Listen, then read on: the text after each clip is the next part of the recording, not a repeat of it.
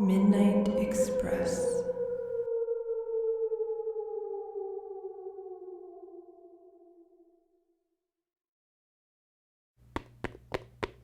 The thin, implacable footsteps, echoing his own, were still some way off when he lurched, gasping, into the little porch, rattled the latch, thrust at the door, and found it locked against him. There was no bell or knocker. He pounded on the wood with his fists until his knuckles bled. The response was horribly slow. At last he heard heavier footsteps within the cottage. Slowly they descended the creaking stair. Slowly the door was unlocked. A tall, shadowy figure stood before him, holding a lighted candle, in such a way that he could see little either of the holder's face or form, but to his dumb horror there seemed to be a cerecloth wrapped round the face. No words passed between them. The figure beckoned him in, and as he obeyed, it locked the door behind him. Then, beckoning him again, without a word, the figure went before him up the crooked stair, with the ghostly candle casting huge and grotesque shadows on the whitewashed walls and ceiling. They entered an upper room, in which there was a bright fire burning, with an armchair on either side of it, and a small oak table, on which there lay a battered old book, bound in dark red buckram. It seemed as though the guest had been long expected, and all things were prepared. The figure pointed to one of the armchairs, placed the candlestick on the table by the book, for there was no other light but that of the fire, and withdrew without a word, locking the door behind him. Mortimer looked at the candlestick. It seemed familiar.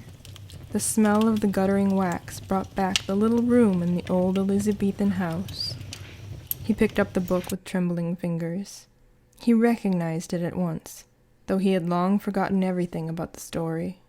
He remembered the ink stain on the title page, and then, with a shock of recollection, he came upon the 50th page, which he had pinned down in childhood.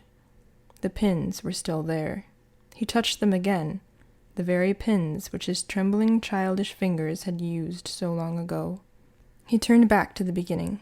He was determined to read it to the end now, and discover what it was all about.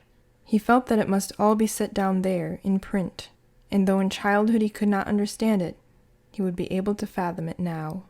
It was called the Midnight Express, and as he read the first paragraph, it began to dawn upon him slowly, fearfully, inevitably.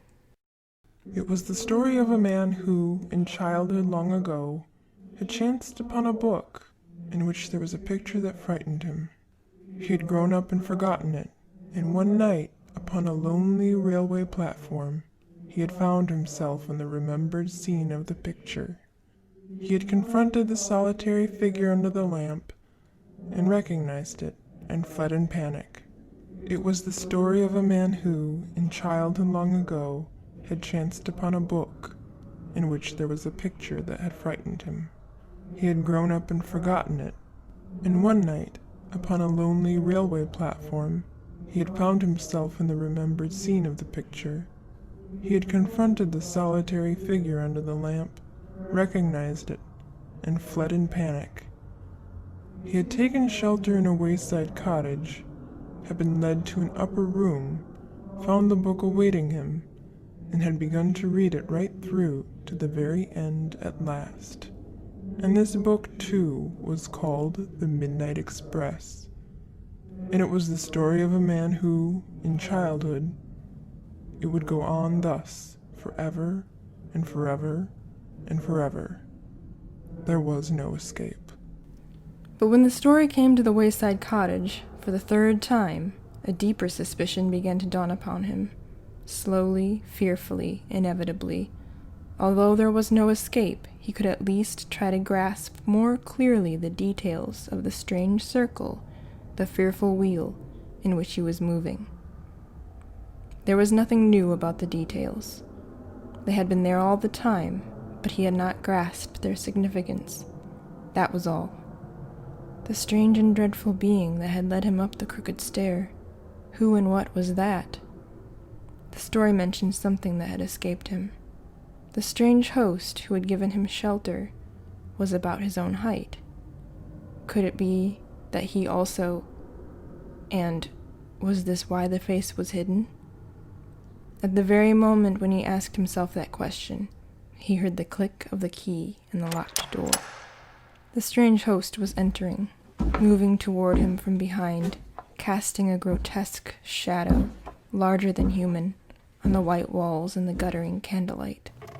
It was there, seated on the other side of the fire, facing him, with a horrible nonchalance, as a woman might prepare to remove a veil. It raised its hands to unwind the cerecloth from its face. He knew to whom it would belong, but would it be dead or living?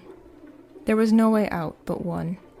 As Mortimer plunged forward and seized the tormentor by the throat, his own throat was gripped with the same brutal force. The echoes of their strangled cry were indistinguishable, and when the last confused sounds died out together, the stillness of the room was so deep that you might have heard the ticking of the old grandfather clock and the long-drawn rhythmical ah of the sea on a distant coast 38 years ago. But Mortimer had escaped at last. Perhaps, after all, he had caught the Midnight Express. It was a battered old book, bound in red buckram,